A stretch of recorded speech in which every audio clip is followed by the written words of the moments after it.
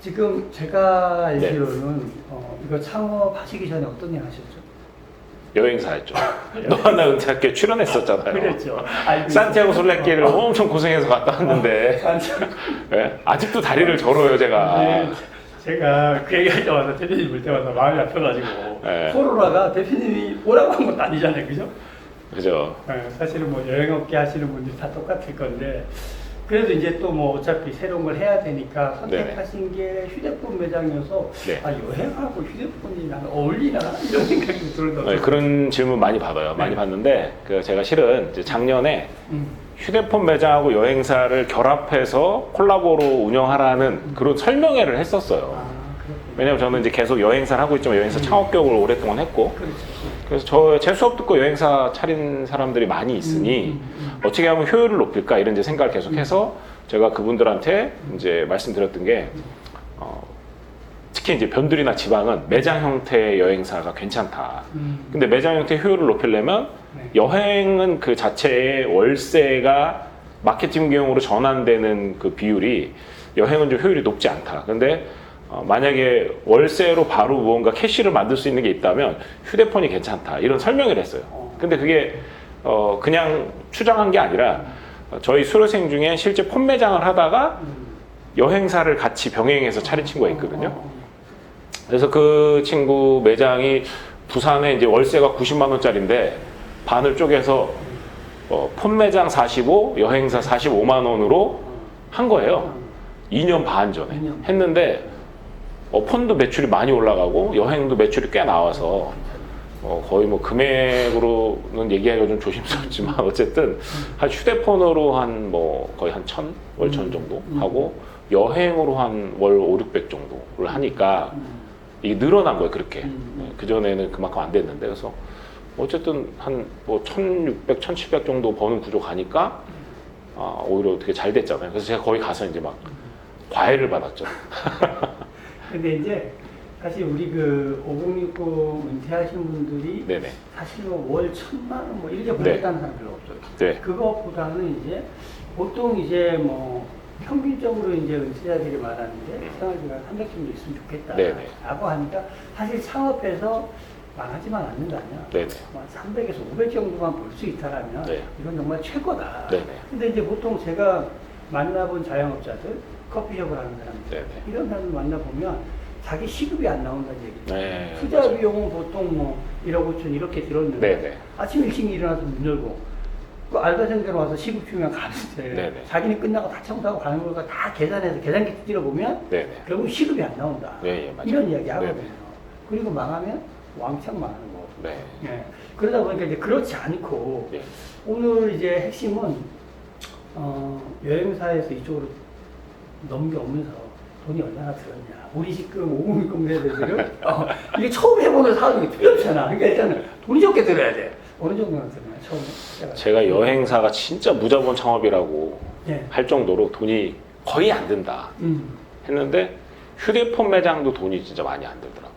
그래요? 깜짝 놀랐어요. 보통 우리는 많이 든다고 생각해서. 그러니까 그게 자꾸 무슨 뭐 SK, 뭐 KT, 그렇죠. 뭐 U+ 이런 대리점 생각하시면 그거는 좀 구조가 달라요. 근데 지금 저희가 3사 통신사를 다 판매하는 이 휴대폰 판매점들은 이게 합법적인 거죠? 당연하죠. 합법적입니다. 네. 네. 3사 통신사를 다 판매하는 판매점들이 자영업으로 접근하기 훨씬 좋아요. 일단 지인들이 다 3사 통신사를 거래하기 때문에 그렇지. 저희가 한 개 통신사만 하는 것보다 그리고 이제 창업하는 비용은 대강 따져보면 임대 보증금이 뭐 한 1,000, 2,000, 3,000짜리 정도 요즘 들어가면 될 것 같고요. 보증금을 제외하고는 그죠? 예, 보증금을 제외하고는 실제로 뭐 인테리어하고 간판인데 인테리어 뭐 잘할 필요도 없고요. 집기로 다 해보면 간판 비용까지 포함해서 한 500에서 1,000만 원 정도면 되니 실제로는 보증금을 제외하거나 500에서 1,000만 원 정도 됩니다. 근데 이제 보통 우리가 그런 얘기 많이 하잖아요. 네. 뭐 뉴스에서 많이 들어서 우리 5060에는 그 생각. 아니 내가 휴대폰 매장에 너무 잘 돼 여기가. 네. 주인이 나가라 하면 어떡하냐. 주인이 나가라 그러면 건물을 사버려야죠. 아니 건물을 하면 좋은데 그래서 돈이 많은 사람들이. 근데 그거는 모든 업종이 다 마찬가지의 고민인데요. 그나마 뭐 옮겨야 된다면 뭐 근처로 옮기는 거 어렵진 않을 것 같고요. 근데 지금 저도 이제 좀 깜짝 놀란 거 코로나가 돼갖고 여기가 지금 신사동 가로수길인데 가로수길 되게 여기에도 매장들이 권리금이 없어졌어요. 정말요? 네. 권리금이 없다. 권리금이 많이 없어졌어요. 그럼 나중에 잘 되면 나갈 때 권리금 챙겨갈 수도 있고. 그죠? 그러니까 지금은 권리금이 없으니까 옛날 같으면 권리금 주려면 권리금 뭐 3천, 5천, 1억 이런 권리금이 있었단 말이죠. 근데 지금 권리금이 없는 시기에 차리면 진짜 보증금만 있으면 차리니까. 어떤 분은 뭐 보증금도 없어 이런 분도 있어요. 네, 있죠. 근데 요즘은 창업자금 대출이 잘 돼 있거든요. 네, 맞아요. 창업하면은 이제 보증금 5천만 원까지, 그다음 운영자금 5천만 원까지 이런 거를 소상공인진흥공단인가 거기서 그 대출을 해주고 저리로 대출해주니까 일단 창업 부담 거의 없고요.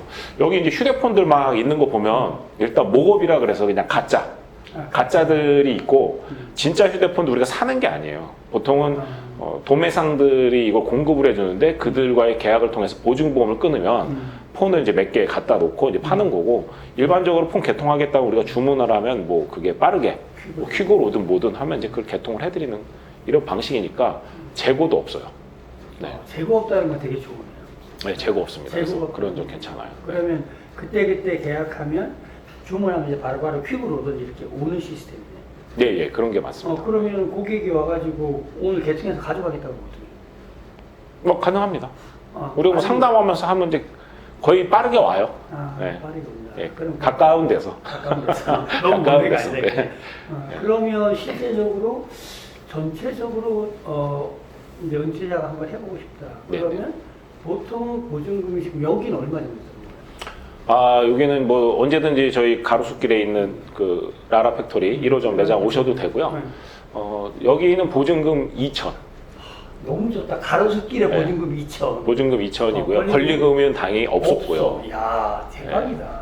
그리고 월세는 근데 조금 얘기하기 조심스러운데 그냥 이 정도가 일반적으로 한 240에서 270 사이다. 이제 그건 협의를 하면 되는데 근데 뭐 조금 더 빠진 데 가면은 뭐 한 150 정도까지도 찾을 수는 있겠죠. 그런데 결국에는 월 임대료가 유동인구 대비해 보면 결국에는 그 임대료가 매출하고 이어지기 때문에 뭐 임대료가 더 비싸다 그러면 대강 따져보면 그만큼 매출이 나올 가능성이 있는 곳들이에요. 그래서 그 부담은 좀 적다고 보고요. 참고로 여기는 좀 특이하게 이 매장이 되게 이쁘게 돼 있는데 화장품 회사가 이곳에 있다가 코로나 때문에 이제 기권하고 나간 거예요. 그래서 실제로는 저희는 간판만 180만 원 주고 했거든요. 그러니까 이게 데스크도 높아서 좀 일하기 불편하고 여기도 원래 화장품 진열장이에요. 그래서 돈이 하나도 안 들었어. 이런 케이스는 되게 럭키한 건데 그렇지 않더라도 뭐 폰매장 같은 경우는 그냥 안에 그냥 깔끔하게 하고 집기류 우리가 왜 쇼케이스라 그래서 그런 거 데스크 좀 놓고 이렇게 하면 되고 저는 이제 장기적으로는 이 폰매장과 여행사를 결합해서 하고 싶은 생각이 있는 거예요. 예. 그러면 일반적으로 이제 여기가 화장품 매장이 아니었다 그러면 이 정도를 인테리어 한다. 그러니까 집기를 깔고 네네. 그럼 얼마 정도 들까요? 이 정도 하시면 안 됩니다. 이 정도 하시면 안 되고 가볍게 하시면 말씀드렸다시피 맥시멈 1,000만 원 이내, 1,000만. 간판까지 1,000만 원 이내로 해결하시는 걸 권장드려요.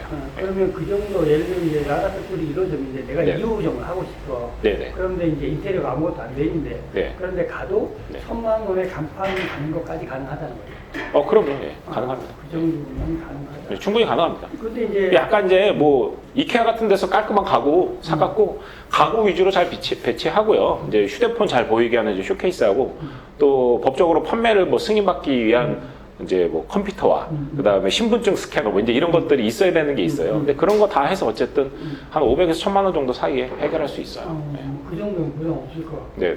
그다음에 또 떡볶이집보다 훨씬 돈 안 들어요. 그러니까 이제 우리가 창업을 한다고 할 때 가장 중요한 게 컨설팅 받을 때 네. 또 진짜 유동인구잖아요. 네네. 사람도 없는 곳에 갔다가 싸라고 덜컥 내면 안 그죠, 되니까 그죠, 예. 결국은 이게 상권이 여기가 휴대폰 매장이 될 거냐 말 거냐 이게 네. 되게 중요한데 예. 그걸 처음 창업하는 사람이 되게 어렵거든요. 그걸 어떻게 도와주시나요? 제가 어렸을 때 매장 얻으려고 그 딸깍딸깍해서 숫자 세는 거 있죠. 그렇죠. 예, 그거 갖고 아침에 아침부터 저녁까지 유동인구를 딸깍딸깍 세던 기억이 있어요, 진짜로. 있었죠. 그때 이제 베스킨라빈스 차리고 싶어갖고 막 샜거든요. 그리고 요일별로 비 오는 날하고 이걸 맨날 샜는데 요즘은 그럴 필요가 없습니다. 이런 전문 업체가 있어요. 빅데이터를 갖고 하고 그 다음에 뭐 카드 사용 통계, 그 다음에 통신 사용 통계 이런 걸 통해서 실제 이 지역에 유동인구 얼마가 있는지 레포트를 다 만들어 주는 회사가 있어요. 이걸 다 만들어 주고 그들이 물건을 아예 제한까지 줘요. 그런데 재밌는 건 그런 전문 회사가 오히려 부동산 중개 수수료도 싸게 해주니까 저희가 그걸 하는 게 아니고 그 전문 분석 회사랑 계약을 맺고 그 업체한테 저희도 돈을 주고 하는 거예요. 그러니까 동네 부동산에 알아보시고 내가 발품팔을 알아보시는 거 플러스 전문 업체에다 위탁을 해서 또 알아봐서 물건들을 고른 다음에 그 중에 내가 어디다 매장을 할지 정하시면 좋은 거죠. 그러면 우리가 이제 보통 사람들이 창업한다고 생각할 때는 네. 자기가 제일 잘 아는 동네 선택하려고 하잖아요. 그게 좋긴 좋죠. 집 주변이라든지. 네네. 근데 이제 그렇게 하는 것과 그래도 사업이고 창업이라고 하려고 하면 승부를 볼 만한 곳에 가서 하기를 네. 원하는 사람도 있잖아요. 네네. 어디가 좀 더 휴대폰 매장 맞을까? 당연히 뭐 유동인구가 많은 데이긴 한데 우리가 뭐 항아리 상권이라 그래서 이 동네에서 모든 걸 해결하는 이런 데도 괜찮고요.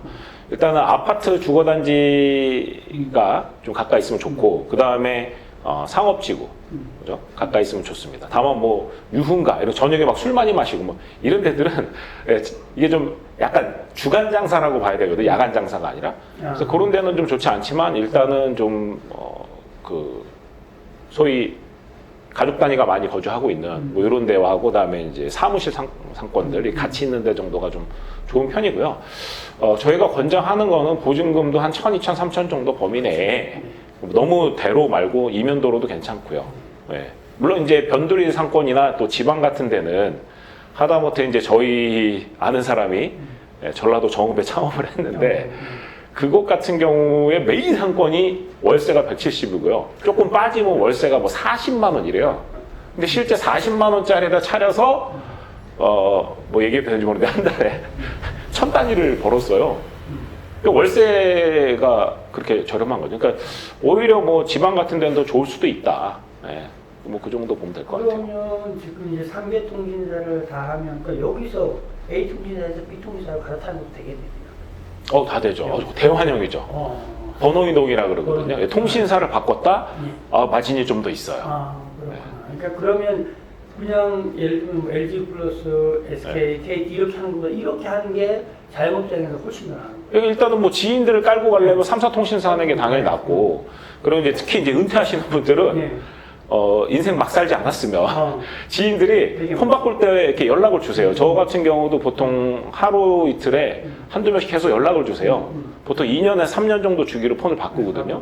그래서 연락을 주시니까 이제 그분들 개통하는 것도 괜찮고, 다만 이제 아까 번호 이동, 통신사를 바꾸는 거는 요즘은 결합 할인 같은 걸 많이 해놔서 한 10분 고객 중에 8명 정도는 기기 변경이라는 기변이라고 해서 통신사를 안 바꾸고 기계만 바꾸는 게 오히려 많아요. 그런데 이제 그것도 뭐 괜찮습니다. 예, 뭐 구체적으로 숫자를 다 말씀드릴 수 없지만 괜찮다. 그런데 이제 이런 것도 있잖아요. 내가 이거 한 번도 안 해봤어.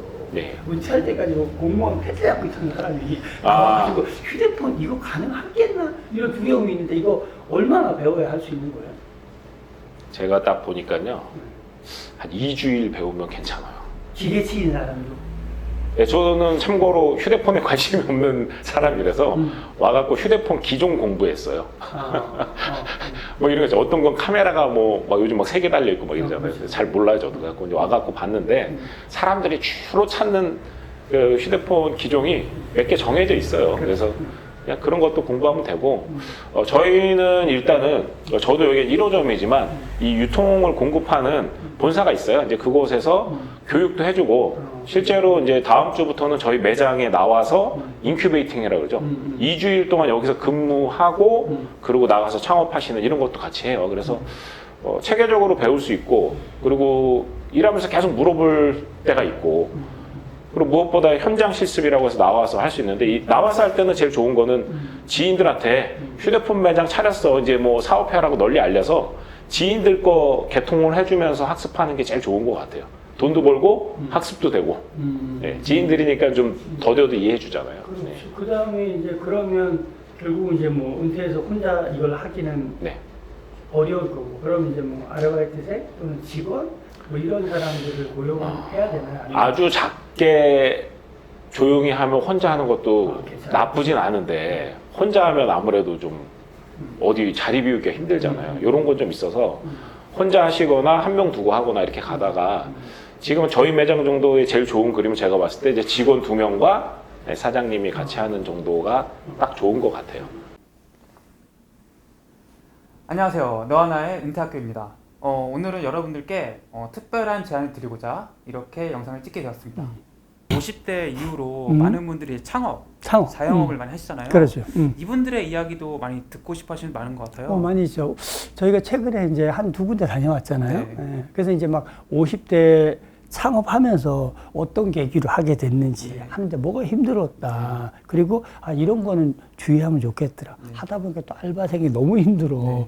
또는 이게 또 임대료 문제 뭐 이런 것도 힘들어하는 사람 있잖아요. 또 이거 아내가 안 도와줘 뭐 이런 얘기 있죠. 그래서 자영업하면서 힘들어하는 얘기들이 있잖아요. 그리고 또 너무 좋아요 이런 얘기도 있잖아요. 그래서 우리 50대 분들의 자영업을 시작하면서 즐거웠던 일, 잘 되는 일들, 힘들었던 이야기 나눠주시면 새롭게 그 일을 시작하는 사람들에게 도움이 될 것 같고, 그게 또 우리가 은퇴학교가 추구하는 거기 때문에 자영업자 여러분들 시작하면서 어려운 일들, 잘 됐던 일들, 그럴 때 어떻게 해결했다 이런 이야기를 나눠주시면 새로운 분들에게 희망과 용기가 될 것 같습니다. 그래서 이제 정리해드리면은 50대, 50대. 평범하게 살아가시는 그럼요. 분들의 이야기를 네. 하고 싶으신 분들이나 그렇죠. 50대 은퇴하고 나서 자영업을 해보니 이렇더라. 이런 말씀 나눠주실 분들을 그렇죠. 모집하고 있습니다. 네네. 여기에 대해서 인터뷰를 해주시면은 은퇴 전략가님께서 직접 인터뷰를 해주실 거고, 그렇죠. 은퇴에 대한 다양한 상담, 전략도 물론이죠. 같이 네네. 시작하도록 하겠습니다. 네. 신청을 하실 분들은 아래 이제 링크 그렇죠. 누르시면 링크. 양식이 있거든요. 네. 그걸 써주시면은 은퇴 전략가님께서 직접 전화를 하셔가지고 그렇죠. 통화를 하시면 됩니다. 네네. 네, 저희 은퇴학교 많이 사랑해 주셔서 감사하고요. 앞으로도 많이 좋은 컨텐츠로 찾아뵙도록 하겠습니다. 고맙습니다.